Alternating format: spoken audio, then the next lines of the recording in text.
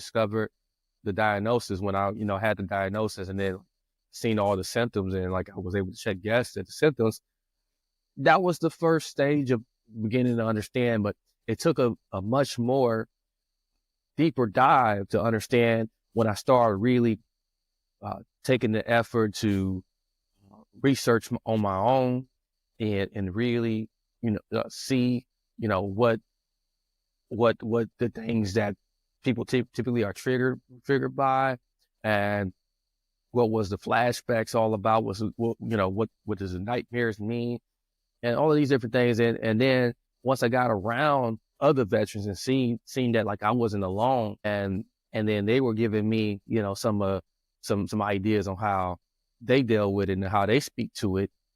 It really gave me, a huge understanding. And then when I began to open up more to a lot of mental health professionals and other providers, I would get feedback like, oh, okay, well, this is maybe have you thought about this? Have you considered this? And that really put it in a huge perspective. It put it in a real better perspective for me. And then the next thing is organizing. You gotta get organized. And one thing about soldiers, we're trained to be very neat and polished and the best of the best. We practically superhuman. And one of the things that big boot camp really harks on is like being organized and having everything that you need and having every tool and weapon at your ready. And so, so I had to figure out like how can I translate those skills into like organizing some of the thoughts I'm having, which tool will work for which symptom, and understanding and organizing myself in a matter where have a schedule. Having a schedule was really crucial because that speaks to the next thing, which is learning how to manage what I couldn't control. So being able to have a schedule, putting myself on a schedule, similar to like how I was in the military, it was a game changer because it allowed me to really, look at like, okay, this is, I can control like planning. And as things came up, I can filter it into the whole week and give myself permission on things that like maybe wouldn't work for that day or work right then and there. And I started seeing that I had choices, I had options.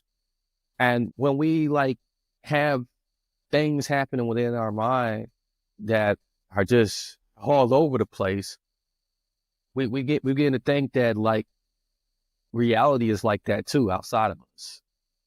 We think that life can make you very fractured and make you, and it can be very hectic. I mean, life absolutely can, but when you steal back the power of knowing that you got options to, when something's not going right, to try it this way, or maybe take a step back and really absorb the whole situation and scenario and say, well, maybe I'm getting ahead of myself, or maybe I need to slow down, or maybe I need to take a rest and a break for the day. And that's a lot more better. It reduces the clutter, especially the clutter in your mind. Yeah, it empowers you. It very much empowers you. Okay, because then in real time you can start catching, what your triggers are. You can start, taking note of crazy symptoms that, and I don't mean to use crazy, but but I think it's very appropriate here. But symptoms that are like that like continue to kind of chase behind you and prevent you from living a very productive life. Okay, which is a good way to encourage you right now with some very encouraging reflection by telling you that understanding your triggers is like learning the enemy's playbook. It's an absolute strategic advantage. And that's what that's what you need to understand. That's one of the things you need to understand is what your triggers are. And the only way you can do that is if you are more organized and start managing what you can control versus what you can't control. And triggers, a lot of times you're not going to be able to control on the onset of them, but you can choose how you respond to them. You can choose how you respond to your triggers. You can choose to know what they are, because once you have knowledge of what they are, you're already ahead of the game. And it's like someone's trying to run a play on you, a run play, but you already know, like, they're going to run to the left, to the strong left. And all you got to do is be sitting there waiting for it to tackle it down. That's a good analogy, I believe. But for me, learning how to compartmentalize my symptoms, instead of making them so big, bring them down to a size that I can really understand them. Put them where they fit most at. If this is physical related, put it with the physical related symptoms. If this is emotional regulation, like put that symptom in the emotional regulation box. If this has anything to do with sleep interruption and nightmares, put it right there, and learn to deal with those things by recognizing my triggers. That's what I did. I started recognizing my triggers and developing tools to manage them, and it brought back that sense of control. Because once you compartmentalize and then you recognize what the triggers are, you know which tool to take out of the toolbox to deal with it and manage it. It's not about fixing. It's about turning off the faucet if it's running, if it's running and starting to flood up the house. Okay, sometimes that's all you need to do is just turn off the faucet, turn off the doggone faucet, and then look at all the water around you, and what do you need to get up the water? Okay, maybe I need a shock vac, or maybe I need a mop. What do I need, to deal with the aftermath of the situation after it happens? One of the most important parts of this journey was rediscovering my purpose. Okay. The military teaches us, it taught me, discipline and a sense of mission. But for a while, I lost that purpose. I had missed waking up every morning knowing which clothes I was going to put on, because it was the same clothes, same type of clothes every day, same type of boots, same type of socks, same undershirt, and then underwear, I just had my choice of underwear. But other than that, like, I knew once I put that uniform on, I had a shared mission with other comrades that we were all on the same mission. I had my job. I knew what my job was as a supply clerk, working in the motor pool, pretty much dealing with vehicle parts and other various supplies to help with the mission. But when I came back, that was all gone. That was all gone. I didn't know what I was going to do. And it seemed like it was going to be hopeless to find what was next for me. What was the next thing for me? And it was very hard to think about the next thing, because all I could think was like, man, I'm broken. I can't be used again, and if I can't go back and be a soldier, what the hell I'm going to do? So to every veteran listening, finding a new mission, especially one that speaks to your soul, can be key to true healing. All right.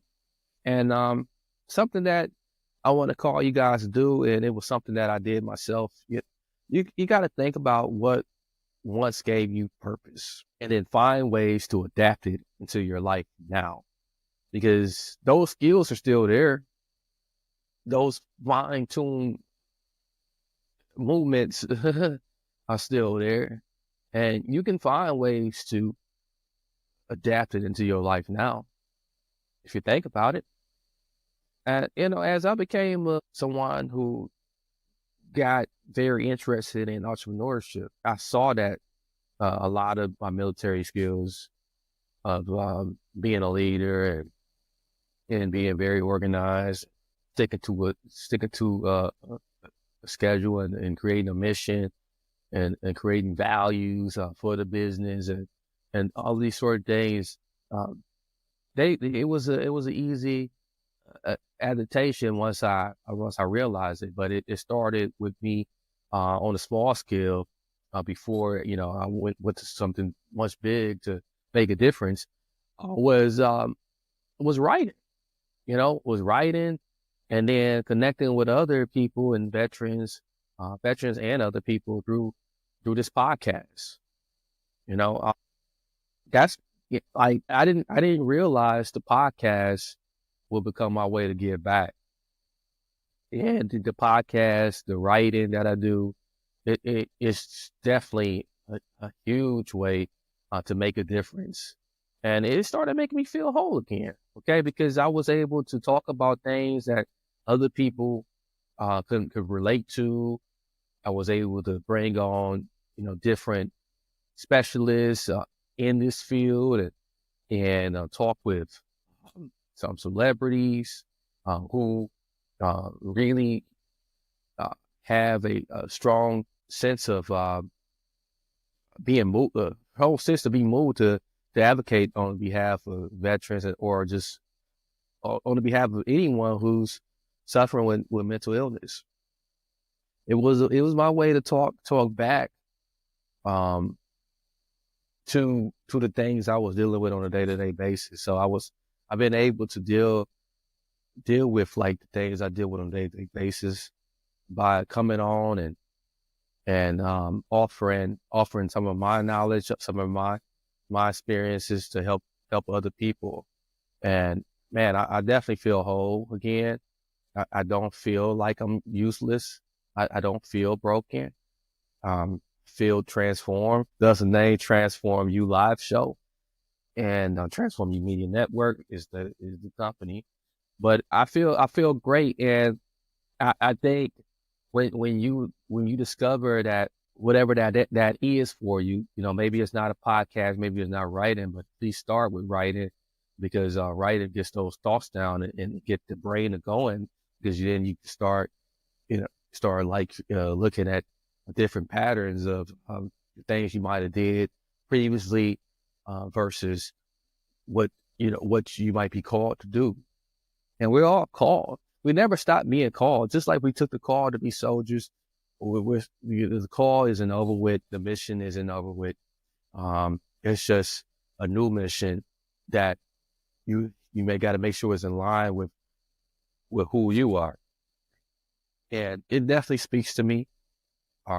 What I do with my work, and it speaks to others, and that's a big part of that I love, that so many other people benefit as much as I do.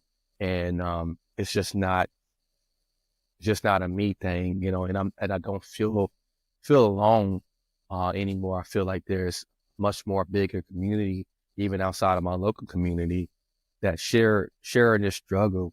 And if there's any way you can, find a way to, become passionate in something, I think, it's not that I think, it's actually, I know, it's going to be rewarding for you, and it's going to really allow you to pick up all of those pieces that you drop and attach them back to yourself. Now,